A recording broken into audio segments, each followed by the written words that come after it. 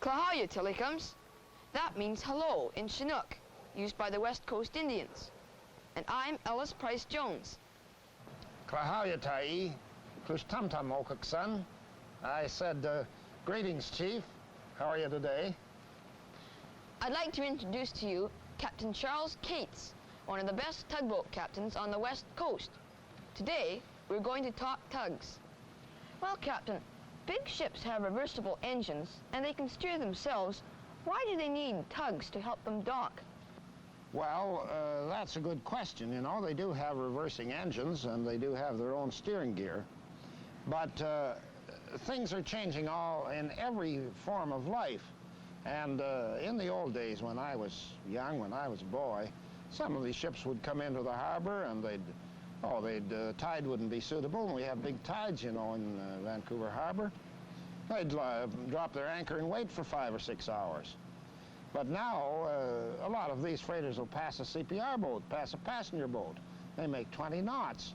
And the reason they do that is to maintain fast schedules. And if they come into Vancouver and the wind is blowing a little bit or the tide is running a little bit too strong, they don't dare take a chance on coming into alongside of the dock and even just clipping the tip of a propeller and putting a dent in, a kink in it. Because if they do, the ship will have to come to dry dock, and there she would be laid up maybe for 2 or 3 days, and the schedules clear back to the British Isles would be disrupted. The same thing, even if she isn't damaged, if she has to go to anchor, why, the cover charge on one of those ships is about $3,000 a day, just the general expenses of the ship. And then you get about 100 longshoremen at maybe $3 or so an hour sitting down waiting while the ship lays out there. Because when they're ordered, and you've got to pay for them as soon as that order is given. So it just means that they use tugs to a great extent as a precautionary measure so that they will get in right on the time they're expected to get in, and the cargo loading or unloading will start right on the split second. How long have you been in the business, Captain? Well, that, Alice, is really quite a long story. You see, my father, Captain Charles Henry Cates, he was born in the state of Maine. And when he was a little boy, the family moved to Nova Scotia, to Cumberland County. And as a young man, he went to sea with his relatives on the East Coast, on the Atlantic, in fact.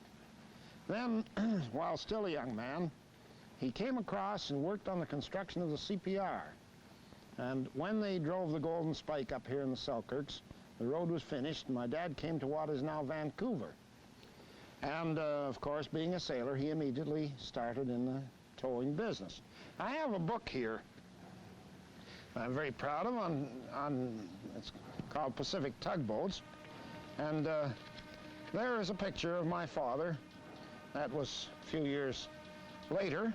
And you notice he's got a cat with him. The Cates brothers were very wonderful that way with animals. They almost seemed as if they could speak to animals, and they nearly always had a pet of some kind with them. And this picture here also is my father's first command. That's the Sprat's Ark. That doesn't look very much like a tug. No, indeed she doesn't. She was really a great big scow. And she had 2 little engines. I don't ever remember seeing the engines before my time, but they were horizontal engines, and the propellers were driven with a bevel gear apparatus, and the gears were made of maple inserted teeth that they could change when they wore out. Now also, you said she didn't look like a tug. Well, you see this big mast and the derricks here. Yes. Well, those were my father's experience in the East in salvage work, stood him in very good stead. And he did some very wonderful work out here in early days in salvage work around the BC coast. Captain, when did tugs first start assisting ships? Well, Alice, that is almost the beginning of our British Columbia history. You see, this is a map of the British Columbia coast. And the ships that came in to get the lumber in North Vancouver from those mills that I told you about, they would come in through the Straits of Juan de Fuca. They were sailing ships. Now, A great deal of the wind, most frequently, the direction of the wind is on the land, blowing in from the westward. At the same time, some of this wind, through a peculiar draft situation, comes out of the Straits of Juan de Fuca. It meant that a captain who was a stranger to these parts might come in with what he considered was a beautifully fair wind to go in the Straits and suddenly be met with a wind right head on. Now that, in seafaring terms, was known as being taken aback. And does that mean taken backwards? Well, the wind came from the other direction. And as you see by that picture, if the wind suddenly reversed and came there, it would do like you say. The ship would be soon going backwards and completely out of control. Now, when that would happen, this shore along here is very rocky, the Canadian shore. And these poor mariners would be very often blown out of control, their ship wrecked along the shore. There were many tragic wrecks, many tragic wrecks. One of the most tragic accidents of this nature, Alice, was the wreck of the Janet Cowan. She got taken aback, as I was telling you, and blew in stern first on the shore, right about here. The ship sank, but the stern stayed out of water. And the crew of 14 got off. They split up in two parties, and it was dead of winter and very, very heavy snow. 7 went north and 7 went south. The crew that went north got help and came back, and they came upon the other party that had gone south. They were all sitting together, huddled, sitting on a log, and when the rescuers got to them, they touched them, and they all fell over. They were frozen to death. Now, these accidents were really the first need for tugs in British Columbia. The tugs could come out, of course, far enough to get a hold of a ship before she got in right on the beach. They started building tugs for this purpose both in Puget Sound here and Victoria. You see in this book here, here are a couple of the old ones. See that great big one? Yes. There's a sailing ship coming in. And here's another one. See, 2 tugs have got those. Some of those were very big ships, but the tug really was a godsend out there. Is tugboating a good business? Well, yes, Alice, I think it is, but it's quite hard work, you know, but there's one feature about it that always rather intrigues me. If you'll let me see that book, you see. We used to have an old captain work for us, Captain Jake Iverson. There he is there, see? And old Jake, he said that any tugboat man that fell off a tug and was drowned, that he always came back as a seagull. And Jake had a chum here in early days, a fellow named Jack McCarthy, that was drowned. And Jake used to come down, you see the little bag that he's got?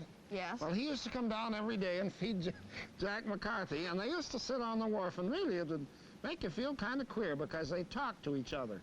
And so that's one thing you can say if you're working on a tugboat. If Jake's story is true, you've got continuity. You'll even if you get drowned, you'll be around the waterfront, you'll be a seagull. Now you know at least you've got a good hope of continuity if you're in the towboat business anyway. What do you say we go down and have a look at the boats, and then you'll know something about how they operate? Okay.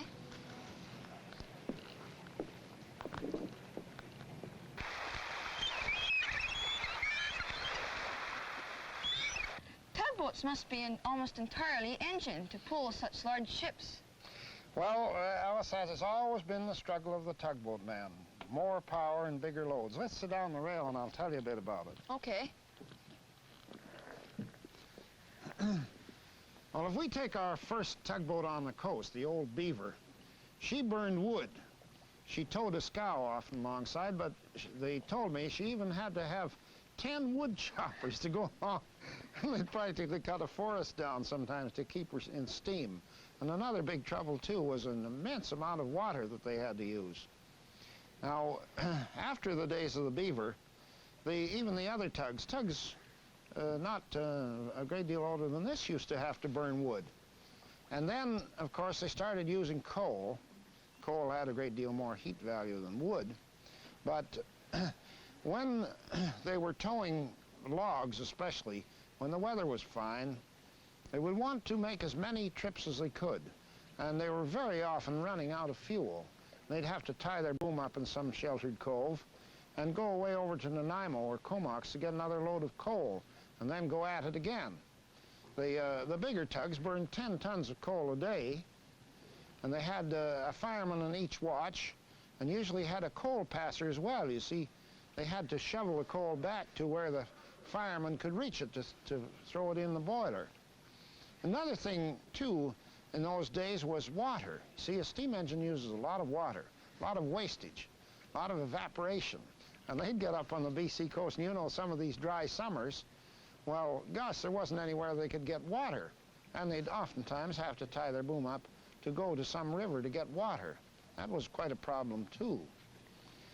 Then, a coal burner had an awfully tough business in the fact that you might be behind a sheltered point somewhere, out of, say, we'll say, for instance, a southeast wind, like Greek Point, up near Powell River. Suddenly you got to shift the wind to westerly. You've been lying there for 2 or 3 days with your fires all banked and the steam more or less held in check. Suddenly, boost goes the wind around to a westerly. Captain, that small ship over there, would it have enough power to manage a large vessel as this steamer would? Well, you know, Alice, since I was your age, there have been tremendous advances in the mechanical world. Now, let's walk over and have a look at that one.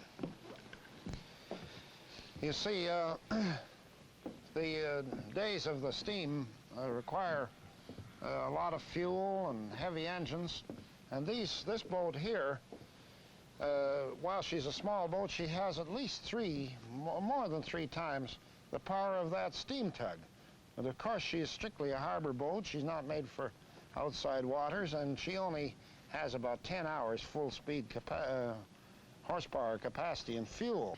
What is the advantage of having a tug of this type? Well, Alice, that's the advantage of modern living, if you want to call it. These tugs are absolutely packed with power.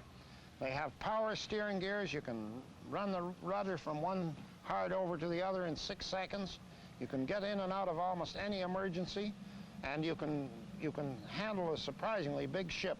If a gust of wind hits her, you can steady her right up with one of these tugs. In fact, we're going over to La Pointe Pier to do a job in a few minutes. How would you like to go along with us? Well, I'd certainly like to.